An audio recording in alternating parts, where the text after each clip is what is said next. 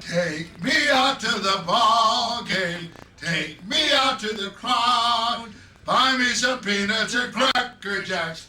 I don't care if I ever get back for its root. Root for the Cubbies. If they don't win, it's a shame. For it's 1, 2, 3, so you're out at the old ball game. Of course, the Cubs trained here from 1921 to 1951, except for a few years during the war. Several hundred ball players came out to Avalon, February and March from Chicago. They'd take a 3-day train ride across the country. 19 Hall of Famers practiced here on the island. An amazing level of talent that was here. So, great stories. The story is interesting about how they got here, because in those days they generally had to take a train from Chicago to Los Angeles, and it was a 3,000-mile ride. And it took about 3 days, and it wasn't a 3-hour flight like it is now. There's a picture from the Chicago paper from 1927 of the boys getting a train ride to come on out here. Cubs, Catalina bound in Pennant Quest. Then they would take a boat over, the SS Avalon or the SS Catalina usually, and in 1933 here they decided to take over the bandstand to make the trip go a little bit more quickly. Because Mr. Wrigley was a visionary, they experimented with flight. In 1933, the Chicago Cubs were the first Major League Baseball team ever to fly as a team, and you see they are now where Hamilton Cove is. Took the plane over. They would always have a parade, and you can recognize some of the stuff. There's the arcade, there's the Hotel Atwater. And this particular picture is, let's see, from 1947, right after the war, when everybody was excited that the Cubs were coming back after a few years off. This is 1933, and they're now at Descanso, and you can see the Hotel St. Catherine behind them there with that beautiful dining area. And they got their families now. There's Charlie Grimm on the left, and Ripper Collins and Gabby Hartnett on the right, playing a little game of Pepper in 1938. One of the fun ways they pass the time, and you recognize the hills, and there's the field. William Wrigley had this field built in 1920 and 21 when his Cubs were going to start having spring training out here rather than Overtown in Pasadena where they were before. It's in the cliff of the canyon on Avalon Canyon Road. It's got the country club up here, which was built a few years later so the team could dress right there and then come right down to practice. The field itself is pretty much unchanged from the way it was in the 20s, 30s, 40s, and early 50s. Same dimensions as Wrigley Field in Chicago and Wrigley Field in Los Angeles, which has of course since been bulldozed. But the ball players loved it because it was just a beautiful scenery. The only problem was the wind sometimes came around the canyon, and that affected the pitchers, and that affected their comfort too as they were trying to get a good workout. But the players loved it here, and as you can see, the stand of eucalyptus trees was here in those days. They planted them. They've grown up big and strong. The wall is still here, the steps. There were some grandstands over here to the side, some portable ones, in addition to the big main one that was on the hill behind. And this is where it all happened for 30 years. The Cubs practiced here over 3 decades. And the locals pretty much call it the Field of Dreams now. But in those days, it was the third Wrigley Field. One in Chicago, one in LA, and one here in Avalon. I love the fact that in this little field, in this little town, there were some Major League Baseball games. In 1932 and 1933, the New York Giants came over and played a series of exhibition games against the Cubs. That was one of William Wrigley's great final legacies because he passed away, unfortunately, right before the first series. In 32, the Cubs went on to win the National League pennant. Next year, of course, the Giants went to the World Series. So it was 2 of the best teams in the National League played right here. It was a huge event. Boats and photographers and camera crews and just the fans came over from Overtown on the boats and crowded the place. Mr. Wrigley's PR machine was working well even then because they said in the papers that there were 2,000 or 3,000 fans here.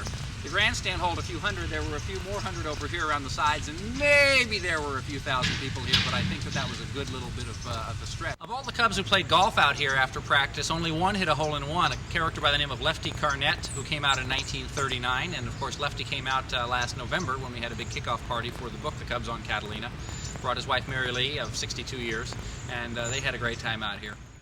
Golf here on the island when you were here? Yeah, we golfed maybe not every day after practice. Of course, we usually came out and started practicing probably not any later than 9. Sometimes the pitchers came out first. But basically, sometimes we'd have 2 workouts, morning, afternoon, or if we didn't, we had a practice game between the 2 squads, and we'd have the Scribinis and sand dabs. And I never did figure out what a sand dab was. I still don't know what it was. But anyhow, we'd mix it up and play. And when we get through, we'd play golf. Gabby never say anything about it because it still was trying to get our legs in shape, and we walked, and that's where I happened to make a hole-in-one. Tell me about the Hotel St. Catherine. So, it was a nice place to stay. We were just half a block or so for the casino ballroom and everything, but they had good food, the help was good, and we had a lot of fun there. Something was going on all the time. I know when Pat Dean came out to stay with Dizzy, Remember in the morning they'd play checkers and we'd watch them all the time, and she'd turn talking Diz and move her checkers, and she'd turn around, she caught him, and she said, "Well, Diz, he hit him with his four-wheeler purse," and I thought we'd just. So she said, "Come on, let's all go downtown. I'll buy the drinks." But it wasn't. I'm a big baseball star, and they took us kids. I was a rookie, and they just took us under control, and it was just like home, just great. Just wonderful to come back, just to remember those things. It's kind of like coming home after you'd been gone. It's kind of like home here, really. The people were,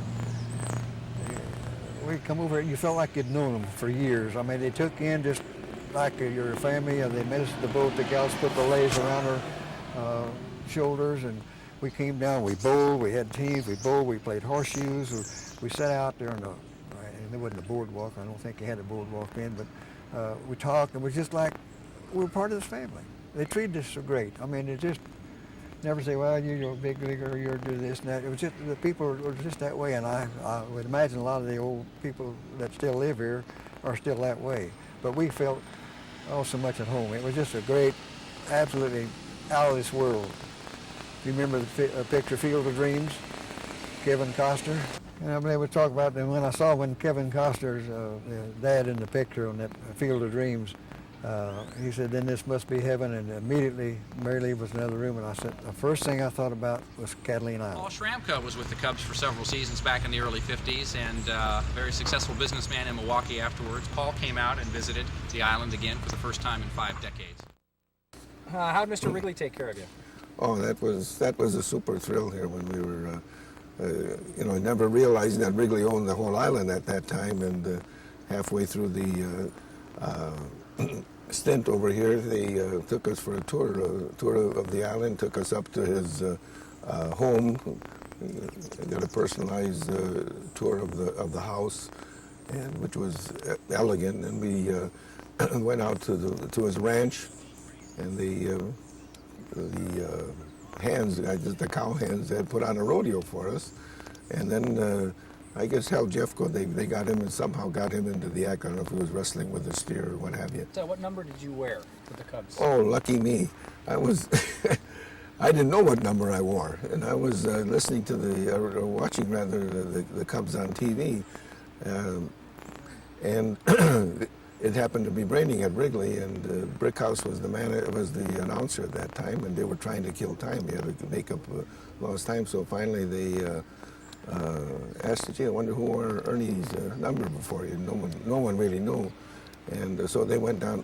Apparently went to the clubhouse, and Yosh Kiwano came up with the news that it was an outfielder named Schramka. I said, "Boy, was that great! I know, And Brickhouse answer was, "Who the hell is Schramka?" And I told him, "I knew." But I'll tell you, I've gotten more mileage out of that fact than anything I ever did in baseball. And in fact, like I said, I always tell Ernie whenever I see him, I said, "You're lucky you got that uniform." I said, "I left all the base hits in it. Didn't take one out." Bob Rush was the winner of the 1952 All-Star Game for the Cubs. He's on a famous Saturday Evening Post cover that Norman Rockwell painted, and Bob came out with his daughter to the island last fall and got to show her. The first year that I came here was in 1948. I'd just gotten out of the service a couple of years ago. Before that, during the war, and it was like heaven coming here. It was really great. And like Lefty said, the people here were outstanding. They accepted us, made us feel at home, and it was a great feeling. And for me, at that time, I was living in South Bend, Indiana, so to me it was great. I'd leave the snow and come out here to the beautiful weather. In the fall of '48, I got married, so next spring, I had a delayed honeymoon. My wife came out with me to Catalina. We came out a couple weeks early, and we had a wonderful time out here, and it was great. Today, the game has changed quite a bit, but we had a lot of fun. We had a lot of characters, and I think we got more out of the game than they do today. I remember one time in Brooklyn, we were playing the Dodgers, and Frankie Trace was our manager. And Frankie lived in close by in one of the suburbs of New York, and he had a tendency to get thrown out of the game now and then so he could go home early. We were playing the Dodgers a night game, and I was walking to the dugout, and the umpires were out at home plate discussing the rules and things, and Frank was just ahead of me. And as I walked by, I heard one of the Jocko Conlon, who was umpiring that night, call to Frank and say, "Hey, Frank, come over here a minute." And so Frank went over, and as I was walking by, I heard Jocko say to him, "Listen, Frank, we don't care what the hell you do tonight. You're staying 9 innings. You're not going home." Yoshi Kawano is the famous equipment man for the Cubs, who's been with the team since the 1930s. He's been around so long he knew Babe Ruth professionally. He still works with the Cubs. In fact, the Cubs locker room at Wrigley Field in Chicago is called the Yoshi Kawano Clubhouse.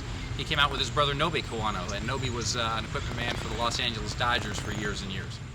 And the general manager looked at him, "You're the greatest," he says.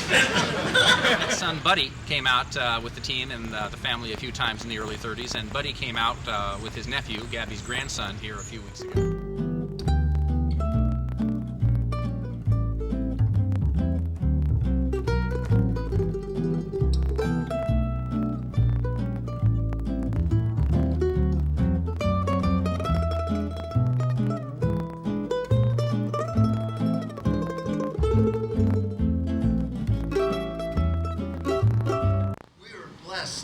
Catalina with having the Chicago Cubs here. We're also lucky that in January we had people that came over here, some Cub players, I should say. They are people. We had them coming in January. Roy Johnson, Roy Smalley, they came here for a whole month in advance. And so as kids, we're working out with them. We're doing the sprints. They're teaching us how to slide. They're teaching us all the rudiments of being better. And the kids just responded to that. You talk about Fernando Mania. We had Cub Mania in Catalina. Every kid had a glove. The parents were throwing the balls with the kids, and they take them out to watch the true major leaguers. So that was a sight to behold, and we were all thrilled to death to have them, the Chicago Cubs here. You know, they threw hard at us. They didn't let up. In fact, if we turned our head on a ground ball, they would rag us. They would jump on our, that's not baseball. If we bucket-footed or bailed out on a, we got it. And so that made us better ball players. By the way, in 1950, we went to the CIF playoffs, so we went to the quarterfinals.